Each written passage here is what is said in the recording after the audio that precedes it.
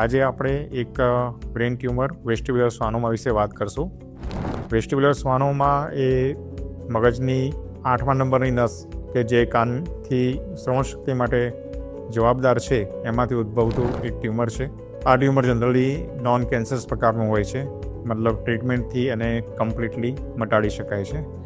જો ટ્યુમર સાઇઝમાં નાનું હોય તો દર્દીને સાંભળવામાં તકલીફ થવી, કાનમાં સીટી વાગવી કે ચક્કર આવવી એવી સમસ્યાઓ થાય છે. પણ જેમ જેમ ટ્યુમર મોટું થતું જાય તેમ તેમ ચહેરાના એક હિસ્સામાં કમજોરી આવવી, ખોરાક ગળવામાં તકલીફ થવી, ચાલવામાં કોઓર્ડિનેશન જવું અને ઘણી વખત મગજમાં પાણી ભરી જવું, આ બધી સમસ્યાઓ થઈ શકે છે. આ ટ્યુમરના નિદાન માટે ન્યુરોસર્જન તમને કોન્ટ્રાસ્ટ MRI બ્રેન અને ઓડિયોમેટ્રી એડવાઇસ કરી શકે છે. અને આની ટ્રીટમેન્ટ માટે જો ટ્યુમર નાનું હોય તો ઘણી વખત આ ટ્યુમરને સિરિયલ ઇમેજિંગથી ફોલો ઓબ્ઝર્વ કરી શકાય છે.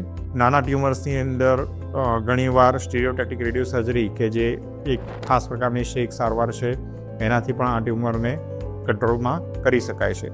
પણ જો ટ્યુમર મોટા હોય અને સિમ્પ્ટોમેટિક હોય તો એમાં ઓપરેશન કરવું જરૂરી બને છે.